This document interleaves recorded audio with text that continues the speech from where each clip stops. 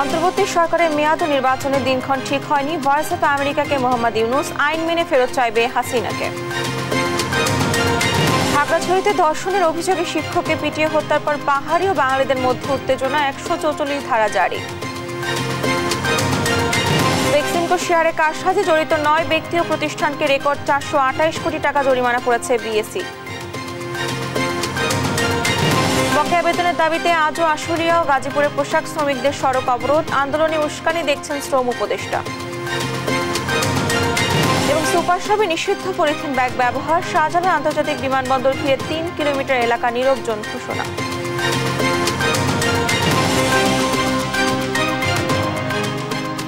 আমন্ত্রণ সংবাদটাতে দেখছিলেন শিরোনামগুলো, সঙ্গে আছে আমি ডানা ইসলাম। এবার থাকছে বিস্তারিত। অন্তর্বর্তী সরকারের মেয়াদ বা আগামী নির্বাচনের দিনক্ষণ এখনো ঠিক হয়নি বলে জানিয়েছেন প্রধান উপদেষ্টা ডক্টর মোহাম্মদ ইউনূস। জানান এই সিদ্ধান্ত অন্তর্বর্তী সরকারই নেবে। নিউ ইয়র্কে ভয়েস অফ আমেরিকা বাংলাকে দেয়া একান্ত সাক্ষাৎকারে বিষয়টি স্পষ্ট করেন তিনি। ভারতে পলাতক শেখ হাসিনাকে আইনি উপায়ে ফেরত চাওয়া হবে বলেও জানান নোবেল জয়ী। বলেন ভারতের সঙ্গে তার সরকার সম্পর্ক এগিয়ে নিতে চায়। লুৎফুর কবিরের রিপোর্টে দেখুন বিস্তারিত। নির্বাচন, সার্কভুক্ত দেশগুলোর সঙ্গে সম্পর্ক এবং শেখ হাসিনাকে ফেরানোর প্রশ্নে নিউ ইয়র্কে সম্প্রতি ভয়েস অফ আমেরিকার মুখোমুখি হন বাংলাদেশের প্রধান উপদেষ্টা ডক্টর মোহাম্মদ ইউনূস। বাংলাদেশের নানা পরিস্থিতি উঠে আসে এই সাক্ষাৎকারে। শুরুতেই বাংলাদেশের বর্তমান নিরাপত্তা ব্যবস্থায় পুলিশের ভূমিকা নিয়ে প্রশ্নের জবাবে প্রধান উপদেষ্টা মনে করেন শীঘ্রই তাদের উপর জনগণের আস্থা ফিরবে। তারা দেখছে যে তাদের যে ক্ষমতা ব্যবহার করতে পারছে না, তার ফলে সেনাবাহিনীর কাছে দায়িত্ব পালন করতে হচ্ছে, সেটা তাদের জন্য খুব সুখকর বিষয় না। তরুণদের হাত ধরেই নতুন বাংলাদেশের জন্ম হয়েছে, তাদের হাতেই দায়িত্ব তুলে দেওয়া উচিত বলে মনে করেন ডক্টর ইউনূস। আমি বরাবরই বলে এসছি এখানে দায়িত্ব পালন করার আগে থেকেই বলছি যে তরুণদের হাতে, কারণ তারাই তাদের ভবিষ্যৎ নিজেরা রচনা করবে। আমরা তাদের হয়ে রচনা যেটা করব সেটা ঠিক হবে না। তো কাজেই আমি আবারও মনে করি যে সারা বাংলাদেশের বিষয় না, সারা দুনিয়াতে তরুণদের হাতে দায়িত্ব দিয়ে দেওয়া ভালো।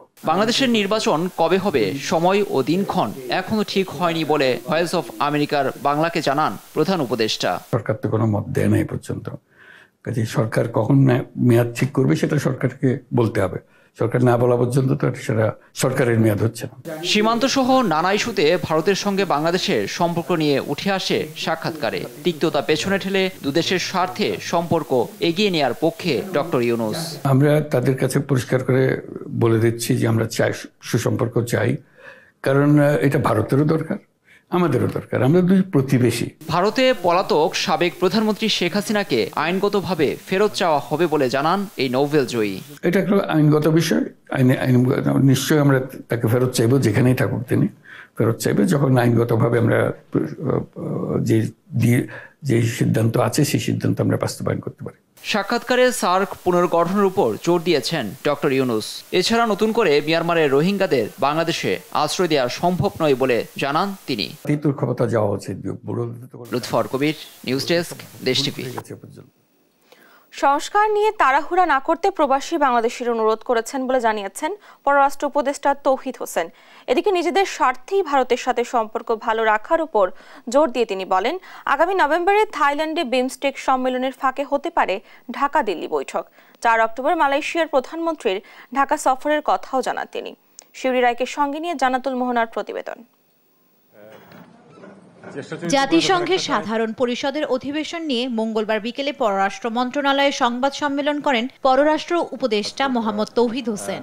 নতুন প্রস্তুতি নিয়ে আসতে পারছে যে আর কি জিজ্ঞেস করা যায়। ঢাকা দিল্লি সম্পর্কে টানাপোড়েন নিয়ে তিনি জানান, নিজেদের স্বার্থে ঢাকা দিল্লি সম্পর্ক ভালো করতে হবে এবং নভেম্বরে থাইল্যান্ডে অনুষ্ঠিতব্য বিমস্টেক সম্মেলনের ফাঁকে বৈঠক হতে পারে দুদেশের। উভয় পক্ষ একমত হয়েছে যে আমাদের পরস্পরের সাথে সুসম্পর্ক প্রতিষ্ঠা করা প্রয়োজন নিজেদের স্বার্থে। বিমস্টেকের সামিট যখন হবে, প্রত্যাশিত এখনো ডেট হয়নি, সম্ভাবনা আছে নভেম্বরেই হবে। সেখানে হয়তো দুই পক্ষের মধ্যে আলাপ আলোচনা, এগুলি তারা সব ভিসা চালু করবে বলে করতে পারবে, এরকম আশা প্রকাশ করা হচ্ছে যে খুব বেশি দিন হয়তো আর সময় লাগবে না। তিনি আরো জানান, ৪ অক্টোবর সংক্ষিপ্ত দ্বিপাক্ষিক সফরে ঢাকায় আসছেন মালয়েশিয়ার প্রধানমন্ত্রী আনোয়ার ইব্রাহিম। বৈঠক হবে রাষ্ট্রপতি ও প্রধান উপদেষ্টার সাথে। সংস্কার নিয়ে তাড়াহুড়ো না করতে প্রবাসী বাংলাদেশিরা অনুরোধ করেছেন বলে জানান পররাষ্ট্র উপদেষ্টা। সংস্কারে গঠিত 6 কমিশনের রিপোর্ট পাওয়ার পরই নির্বাচনের রূপরেখা নিয়ে বলা সম্ভব বলেও জানান তিনি। 6টা কমিশন গঠন করা হয়েছে, তাদের নোটিফিকেশন বোধহয় 2-1 দিনের মধ্যে হবে। তাদেরকে 3 মাস সময় দেওয়া হয়েছে, অর্থাৎ এন্ড অফ ডিসেম্বর অথবা আর্লি জানুয়ারি তারা তাদের রিকমেন্ডেশন প্লেস করবে। তখন আরো কিছু স্টেক হোল্ডারের সাথে আলাপ আলোচনার প্রশ্ন আছে। তখন সত্যিকার অর্থে তখনই কিন্তু রোডম্যাপটা ঠিক করা যাবে। তখন তার আগে কিন্তু আপনি রোডম্যাপ ঠিক করতে পারবেন। এছাড়া ৭১কে বাদ দিয়ে পাকিস্তানের সাথে সম্পর্ক জোরালো করবে না সরকার বলেও জানান এই উপদেষ্টা। ৭১-এর ঘটনায় দেশটি ক্ষমা চাইলেই সম্পর্ক আগানোর কথা জানান তিনি। জান্নাতুল মোহনা, দেশ টিভি, ঢাকা। খাগড়াছড়িতে ধর্ষণের গুজব ছড়িয়ে আবুল হাসনাত মোহাম্মদ সোহেল রানা নামে এক শিক্ষককে পিটিয়ে হত্যা করা হয়েছে। মঙ্গলবার দুপুরে খাগড়াছড়ি টেকনিক্যাল স্কুল অ্যান্ড কলেজে এই ঘটনা ঘটে। ঘটনার পর দুই পক্ষের মধ্যে উত্তেজনা ছড়িয়ে পড়ে। পরিস্থিতি নিয়ন্ত্রণে জেলা সদরে জারি করা হয়েছে ১৪৪ ধারা। সহকর্মী অপু দত্ত রিপোর্ট জানাচ্ছেন আপন অপু। খাগড়াছড়িতে আদিবাসী শিক্ষার্থীকে ধর্ষণের অভিযোগে পিটিয়ে হত্যা করা হয় আবুল হাসনাত মোহাম্মদ সোহেল রানা নামে এক শিক্ষককে। এর আগে মঙ্গলবার দুপুরে খাগড়াছড়ি টেকনিক্যাল স্কুল অ্যান্ড কলেজে ঘটে এই ঘটনা। এর পরপরই পাহাড়ি বাঙালি দুই পক্ষের মধ্যে ছড়িয়ে পড়ে উত্তেজনা। এ সময় সদরের মহাজন পাড়া এলাকায় কয়েকটি দোকানে ভাঙচুর করা হয়, আগুন দেওয়া হয় একটি বাড়িতেও। পরিস্থিতি নিয়ন্ত্রণে জেলা সদরে জারি করা হয় ১৪৪ ধারা। জানা যায় খাগড়াছড়ি টেকনিক্যাল স্কুল অ্যান্ড কলেজের বিল্ডিং কনস্ট্রাকশন ও সেফটি বিভাগের চিফ ইন্সট্রাক্টর ছিলেন নিহত সোহেল রানা। ভিকটিম একই প্রতিষ্ঠানের ৭ম শ্রেণীর শিক্ষার্থী। মঙ্গলবার শিক্ষার্থীকে যৌন নির্যাতন করার ঘটনা জানাজানি হলে বিক্ষোভ করে শিক্ষার্থীরা। সামাজিক মাধ্যমে ছড়িয়ে পড়া এক ভিডিওতে দেখা যায় অধ্যক্ষের কক্ষে সোহেল রানাকে বেধড়ক মারধর করেন ১০-১৫ জন পাহাড়ি যুবক। পরে পুলিশ তাকে উদ্ধার করে খাগড়াছড়ি সদর হাসপাতালে নিলে চিকিৎসক মৃত ঘোষণা করেন। এর আগে ২০২১ সালে ২৫ ফেব্রুয়ারি সোহেল রানার বিরুদ্ধে ওই শিক্ষা প্রতিষ্ঠানের ১০ম শ্রেণীর এক শিক্ষার্থীকে অফিস কক্ষে ডেকে নিয়ে যৌন নিপীড়ন ও ধর্ষণ চেষ্টার অভিযোগ করেন তার বাবা। এ ঘটনায় কারাগার থেকে বের হয়ে আবারও প্রতিষ্ঠানটিতে যোগ দেন তিনি। নিউজ ডেস্ক, দেশ টিভি।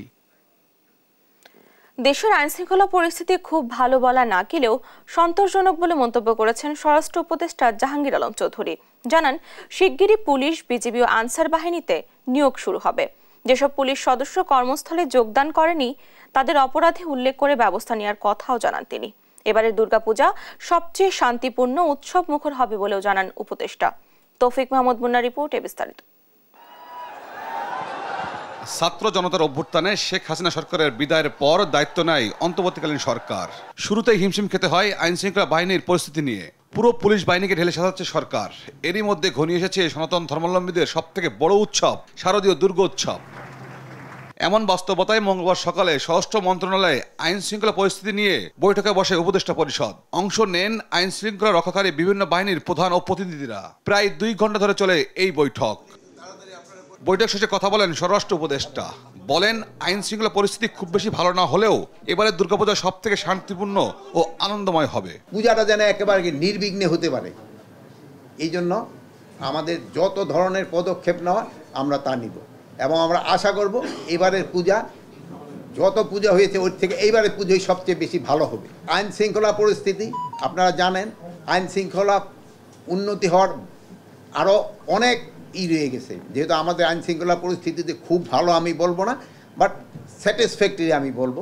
বাট এইটারে কিভাবে ভালো করা যায় এই জন্য এখানে আলোচনা করা হয়েছে। খুব দ্রুত পুলিশ ও আনসারে বড় নিয়োগ হবে জানিয়ে উপদেষ্টা বলেন, যারা এখনো কাজে যোগ দেয়নি তাদের বিরুদ্ধে আইনগত ব্যবস্থা নেওয়া হবে। এর আগে আমি বলছিলাম 187 জনের মতো ছিল, এরপরে আর আমার মনে হয় কেউ যোগদান করে নাই। যারা যোগদান করে নাই তাদের আইনের আওতায় আনতে হবে। তারা আমাদের কাছে এখানে মানে কি বলে, আর তারা আমরা পুলিশ বলবো না, তারা আমাদের কাছে এখন ক্রিমিনাল হিসাবে গণ্য হবে। পুলিশ নূতন, শুধু পুলিশ না, পুলিশ নূতন নিয়োগ আমরা অলরেডি কনস্টেবলদের নিয়োগের জন্য অলরেডি অ্যাডভার্টাইজ করে দিছি। কিছুদিনের ভিতরে, আজকে কি কালকের ভিতরে আপনারা দেখবেন এসআই নিয়োগের ক্ষেত্রেও কিন্তু আপনারা পেয়ে যাবেন। আমরা আনসারের ক্ষেত্রেও নতুন নিয়োগের ব্যবস্থা করতেছি এবং বিজিবির ক্ষেত্রেও আমরা নতুন নিয়োগের ব্যবস্থা করতেছি। মাদক নির্মূলে মাদকের গডফাদারদের গ্রেপ্তার সহ কঠোর শাস্তির মুখোমুখি করা হবে বলেও জানান স্বরাষ্ট্র উপদেষ্টা। তৌফিক মাহমুদ মুন্না, দেশ টিভি, ঢাকা। সাভার ও গাজীপুরের ৯৮ ভাগ কারখানা উৎপাদন সচল রয়েছে, তবে বন্ধ রয়েছে 12টি কারখানা। বকেয়া বেতন পরিশোধ সহ নানা দাবিতে সড়ক অবরোধ করেছে কয়েকটি কারখানার শ্রমিকরা। এতে দেখা দিয়েছে তীব্র যানজট। এদিকে সোমবার এক শ্রমিকের মৃত্যুর ঘটনায় দুঃখ প্রকাশ করে সহায়তার ঘোষণা দিয়েছেন শ্রম উপদেষ্টা। বহিরাগতরা অনুপ্রবেশ করে এ ঘটনা ঘটিয়েছে বলে দাবি করেন তিনি। প্রতিনিধিদের পাঠানো তথ্যচিত্রে ফারজান ইসলামের ডেস্ক রিপোর্ট। ঢাকা রপ্তানি প্রক্রিয়াকরণ এলাকায় দুটি ইপিজেড পুরোপুরি উৎপাদনে আছে। মঙ্গলবার সকাল থেকে শ্রমিকরা কাজে যোগ দেয়। তবে আশুলিয়ার বাইপাইল এলাকায় বার্স গ্রুপের শ্রমিকরা নবীনগর চন্দ্রা মহাসড়ক অবরোধ করে বিক্ষোভ করায় দীর্ঘ প্রায় ২০ কিলোমিটার যানজট সৃষ্টি হয়। এতে ভোগান্তিতে পড়ে সাধারণ মানুষ। নিরাপত্তায় শিল্পাঞ্চলে কাজ করছেন র্যাব, বিজিবি, পুলিশ ও সেনাবাহিনীর সদস্যরা। হাজার হাজার গাড়ি, লক্ষ লক্ষ মানুষের কষ্ট, কাঁচামালের গাড়ি, এতে লাখ লাখ টাকা দেশের ক্ষতি, কোটি কোটি টাকা দেশের ক্ষতি। আমরা নিরুপায় না হয়ে আজকে এই রাস্তায় নামিছি। এই লক্ষ লক্ষ মানুষ কষ্ট পাইতেছে, তার জন্য আমরা আন্তরিকভাবে দুঃখিত। আমরা কাউরে কষ্ট দিতে চাই না, কিন্তু আমরা নিরুপায়। আমরা আমাদের জীবন এখন হুমকির মুখে হয়ে গেছে। রাস্তা ফলো করছে, এই জন্য কোম্পানির কাছে আমরা যেটা পাবো এইটা আমাদের যদি দিয়ে দেয় তাহলে আমরা যখন দেবে আমরা এখনই রাস্তা ছেড়ে দেব। গাজীপুরে ৯৮% কারখানায় উৎপাদন স্বাভাবিক রয়েছে। তবে সকাল থেকে বকেয়া বেতন, টিফিন বিল, নাইট বিল এবং হাজিরা বোনাস বৃদ্ধির দাবিতে ঢাকা ময়মনসিংহ সড়কে বিক্ষোভ করে দুটি কারখানার শ্রমিকরা। পুরুষ লোক নিতে আসে না, কাজ জানি, সব জানি, পুরুষ লোক নেয় না। না নিলে তো আমরা কি করে খামো? আমাকে বউ চাকরি করে আমাকে খাওয়াইবো। ঘটনাগুলো বদ্ধ হয়ে যায়। আমি আমার জায়গা থেকে মনে করব যে মালিক পক্ষ থেকে যারা আমরা সাধারণ শ্রমিক আছি তারা ক্ষতিগ্রস্ত হবো বেশি। আমরা চাই যে ফ্যাক্টরিটা ভালোভাবে শান্তির মতন চলুক। আমরাও জানি কিছু জানি টাকা উপার্জন জানি করে জানি নিতে পারি। শ্রমিকটা এটাই চায়। বকেয়া বেতনের দাবিতে গাজীপুর চৌরাস্তা ও চন্দ্রা মোড় অবরোধ করে শ্রমিকরা। এতে দেখা দেয় যানজট। এদিকে আশুলিয়ায় আইন শৃঙ্খলা বাহিনীর সঙ্গে সংঘর্ষে এক শ্রমিক নিহত ও কয়েকজনের আহতের ঘটনায় দুঃখ প্রকাশ করেছেন শ্রম উপদেষ্টা আসিফ মাহমুদ সজীব ভুইয়া। সচিবালয়ে এক অনুষ্ঠানে তিনি বলেন, গুজব ছড়িয়ে বহিরাগতরা এ ঘটনার সৃষ্টি করেছে। গতকালকের ঘটনাটা যেখানে সূত্রপাত হয়, মূলত একটা গুজবের ভিত্তিতে সেটা সূত্রপাত হয়েছিল। গুজব ছড়ানো হয়েছিল কারখানাগুলোতে যে আইন শৃঙ্খলা বাহিনী একজনকে রেপ করেছে এবং দুজনকে খুন করে ডেড বডি ফেলে রেখেছে। একজন শ্রমিক সেখানে নিহত হয়েছে। আমরা তার জন্য এটা খুবই আমরা দুঃখিত। নিহত শ্রমিকের পরিবারকে ১৩ লাখ টাকা অনুদান সহ সহায়তার ঘোষণা দেন শ্রম উপদেষ্টা। ফারজানা ইসলাম, নিউজ ডেস্ক, দেশ টিভি। পুঁজিবাজারে তালিকাভুক্ত বাংলাদেশ এক্সপোর্ট ইম্পোর্ট কোম্পানি লিমিটেডের শেয়ার লেনদেনের মাধ্যমে সিকিউরিটিজ আইন ভঙ্গ করায় ৯ ব্যক্তি ও প্রতিষ্ঠানকে ৪২৮ কোটি ৫২ লাখ টাকা জরিমানা করেছে Bangladesh securities and exchange commission. পুঁজিবাজারের ইতিহাসে শেয়ার কারসাজির দায়ে এত বড় অঙ্কের জরিমানা এবারই প্রথম। মঙ্গলবার বিএসইসির চেয়ারম্যান খন্দকার রাশেদ মাকসুদের সভাপতিত্বে ৯২৪তম কমিশন সভায় এই সিদ্ধান্ত জানানো হয়েছে। সভা শেষে বিএসইসির পরিচালক ও মুখপাত্র ফারহানা ফারুকী সই করা বিজ্ঞপ্তিতে এ তথ্য জানানো হয়। এতে বলা হয়, ২০২১ সালের ২৮ জুলাই থেকে ২০২২ সালের ১০ মার্চ পর্যন্ত সময় ৯ ব্যক্তি ও প্রতিষ্ঠান কারসাজির মাধ্যমে সিকিউরিটিজ আইন ভঙ্গ করে কোম্পানিটির শেয়ার লেনদেন করেছে। বর্তমান কমিশন সার্বিক দিক বিবেচনা করে এ সিদ্ধান্ত নেয়। পলিথিন ব্যাগের পরিবর্তে পাটের ব্যাগ ও বস্তার ব্যাগ ব্যবহার সর্বত্র নিশ্চিত করা হবে নভেম্বর থেকে। সুপার শপে পলিথিনের পরিবর্তে পাটের ব্যাগের ব্যবহার উদ্বোধন করে একথা জানান পাট উপদেষ্টা ব্রিগেডিয়ার জেনারেল অবসরপ্রাপ্ত সাখাওয়াত হোসেন। সরকারি পরিবেশ বান্ধব এই উদ্যোগকে স্বাগত জানিয়েছেন অনেক ক্রেতাই। তবে এসব ব্যাগের অতিরিক্ত দাম নিয়ন্ত্রণ ও সরবরাহ নিশ্চিত করার তাগিদ তাদের। বিস্তারিত হাসান মাহমুদের রিপোর্টে। সুপার শপগুলোতে পলিথিন ও পলিপ্রোপাইলিন ব্যাগের পরিবর্তে গ্রাহকদের দেয়া হচ্ছে পাটের ব্যাগ। ১ অক্টোবর থেকে সরকারের দেয়া নির্দেশনা অনুযায়ী সুপার শপে নিষিদ্ধ পলিথিন ব্যাগ। প্রথম দিন পাট ও বস্ত্র মন্ত্রণালয়ের পক্ষ থেকে এ ব্যাগ বিনামূল্যে দেয়া হলেও বুধবার থেকে গুনতে হবে অর্থ। এ নিয়ে মিশ্র প্রতিক্রিয়া থাকলেও পরিবেশ রক্ষায় পলিব্যাগ নিষিদ্ধের পক্ষে ক্রেতারা। আমরা সাথে করে যে টোট ব্যাগগুলো যেটা বলে ওটা আমরা নিয়ে আসতে পারলাম, যেটা পরিবেশের জন্য খুব ভালো হয়। ঢাকা শহর গ্রামে গঞ্জে পলিথিন যে পুরো ড্রেন বন্ধ হয়ে খুবই অসুবিধা, বন্যা টন্যা হয়। ব্যাগটা যেহেতু পরিবেশ বান্ধব, এটা ইউজ করাটা সবার জন্য ইজিই হবে। কৃষক বুনছে, কৃষকের উপরে কেউ বানাচ্ছে, তারপরে ভ্যালু এডেড আইটেম হচ্ছে, বিক্রয় হচ্ছে। তো 5টা স্টেজ অফ ইকোনমি কিন্তু আপনারা ঘুরাই দিচ্ছেন অনলি ওয়ান আইটেম দিয়ে। যেহেতু পরিবেশ বান্ধব চটের ব্যাগ আমরা সবাই আসি, এটাতে একমত পোষণ করি এবং এটা সাশ্রয়ী রেটে হওয়া উচিত। সুপার শপের কর্মকর্তারা বলছেন সরকারের নেওয়া সিদ্ধান্ত বাস্তবায়নে সর্বোচ্চ তৎপর তারা, তবে কার্যক্রম তদারকির মাধ্যমে নিয়মিত চালিয়ে যাওয়ার দাবি তাদের। বেশিরভাগ কাস্টমারই বলতেছে না ঠিক আছে ভালো, এটা পরিবেশ বান্ধব।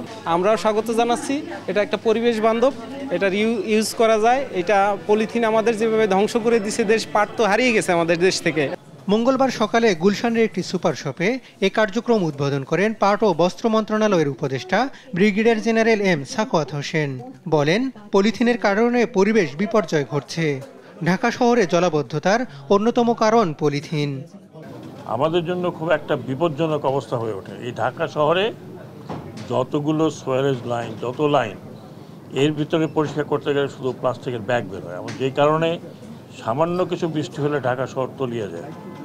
শুধু ঢাকা শহরই নয়, আমাদের বুড়িগঙ্গা নদীর তলদেশে যেগুলো আছে সেগুলো সমস্ত প্লাস্টিক। পলিথিনের পরিবর্তে পাটের ব্যাগ ব্যবহার বাড়লে প্রান্তিক কৃষক লাভবান হবে বলেই মনে করেন উপদেষ্টা।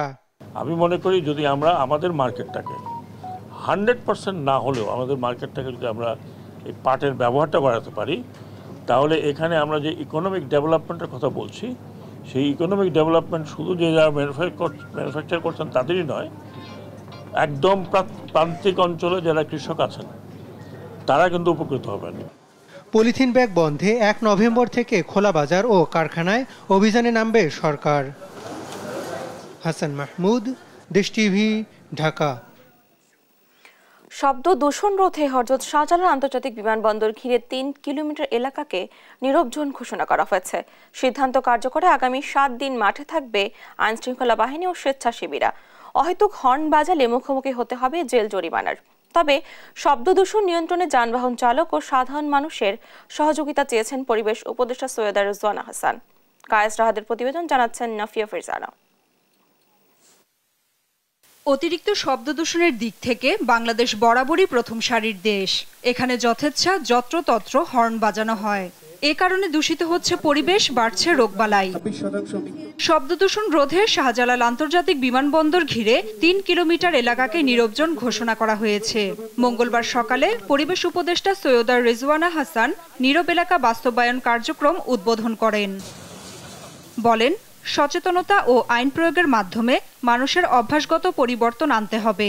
এজন্য আগামী 7 দিন রাস্তায় থাকবে স্বেচ্ছাসেবী ও ভ্রাম্যমাণ আদালত। অবশ্যই আমাদের অভ্যাসগত পরিবর্তন লাগবে এবং সেই অভ্যাসগত পরিবর্তন আসে সচেতনতার মাধ্যমে, আইনের কঠোর প্রয়োগের মাধ্যমে। আমরা প্রথমে 1 সপ্তাহ চালাবো এই এলাকাতে এবং এইখানকার অভিজ্ঞতা নিয়ে পরে আমরা ঢাকা শহরের অন্যান্য মহাসড়কে, হাসপাতালের আশেপাশে, সচিবালয় এলাকায় এই কর্মসূচি চালাবো। প্রশ্নের জবাবে উপদেষ্টা বলেন, আগের মতো এ পদক্ষেপ বন্ধ করা হবে না, ক্রমান্বয়ে সফলতার দিকে যেতে হবে।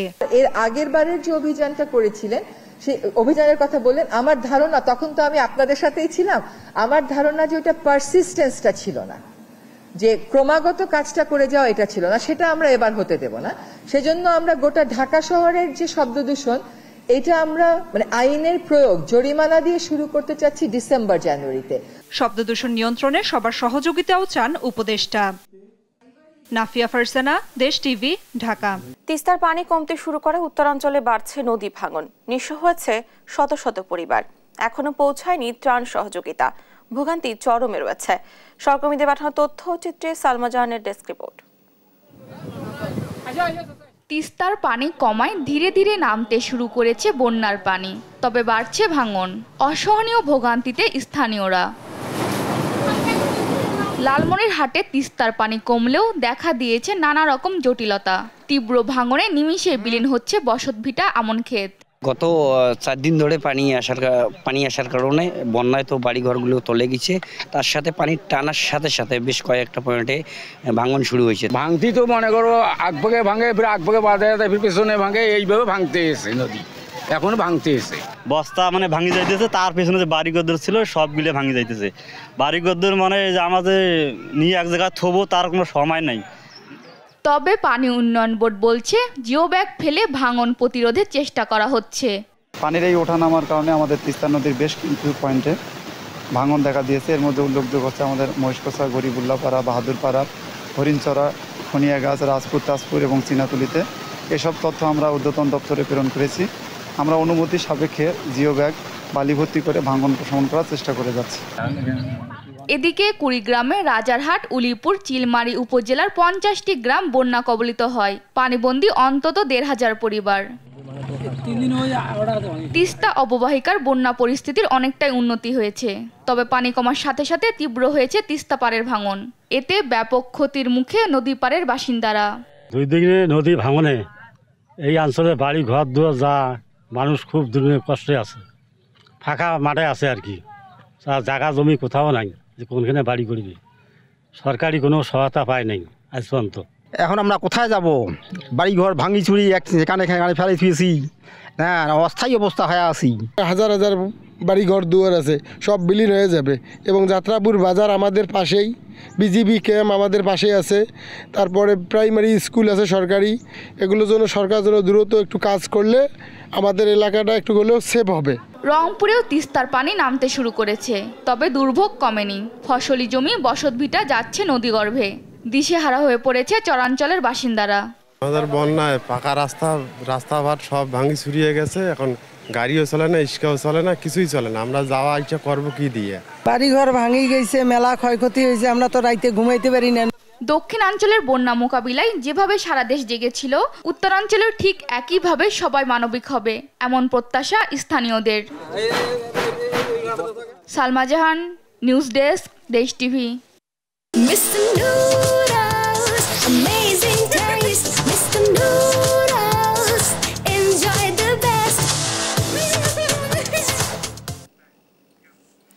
সুনামগঞ্জে এক আশ্রয়ণ প্রকল্পের ঘরে অগ্নিকাণ্ডে 4 শিশু, একই পরিবারের 6 জনের মৃত্যু হয়েছে। সোমবার মধ্যরাতে অগ্নিকাণ্ড ঘটে। ঘটনাস্থল পরিদর্শন করে পুলিশ সুপার ও উপজেলা নির্বাহী কর্মকর্তা জানান, খোঁজা হচ্ছে ঘটনার প্রকৃত কারণ। সহকর্মী মেহেদি হাসানের তথ্যচিত্রে সালমা জাহানের ডেস্ক রিপোর্ট। রাতে খাবার শেষে স্ত্রী ও 4 শিশু সন্তান সহ পরিবারের 6 সদস্য নিয়ে ঘুমাতে যান ধর্মপাশা উপজেলার জেলে এমারুল। কিন্তু মধ্যরাতে আকস্মিক আগুনে সব শেষ পরিবারটির। মৃত্যু হয় 6টি তরতাজা প্রাণের। সোমবার রাতে সুনামগঞ্জের ধর্মপাশা উপজেলার জয়শ্রী ইউনিয়নের চিমিরখাল নামক আশ্রয়ণ প্রকল্পের একটি ঘরে অগ্নিকাণ্ড ঘটে। পুলিশ ও স্থানীয়রা জানায়, সোমবার রাতে ঘরের ভেতর থেকে দরজা আটকানো ছিল। আগুন দেখে প্রতিবেশীরা চিৎকার করলে ছুটে আসেন স্থানীয়রা। পরে খবর দেওয়া হয় পুলিশকে। এ সময় আগুন নিভিয়ে পুলিশ ও স্থানীয়রা ঘরের দরজা ভেঙে ঘরে ঢুকে। ততক্ষণে পুড়ে অঙ্গার স্বামী, স্ত্রী ও তাদের 4 সন্তান। ডাকতেছে যে ভাই ভাই মামা মামা কয়টা কয়েছে, গড়া তো আগুন লেগে গেছে গা, তাড়াতাড়ি লোন। তখন আমি বুঝলাম যে গরু যদি আগুন লেগে যায় তো 60টা উড়া যাইলে তো কোনো অসুবিধা। কাপড় এইগুলো আমি খুললেছি, খুললে আমার মোবাইলটা তুই আমার লাইটটা লিয়ে আমি দৌড় দিয়েছি। আই দেখি যে স্যার ঘরের ভিতরে কুণ্ড আরম্ভ হয়ে গেছে আগুনের।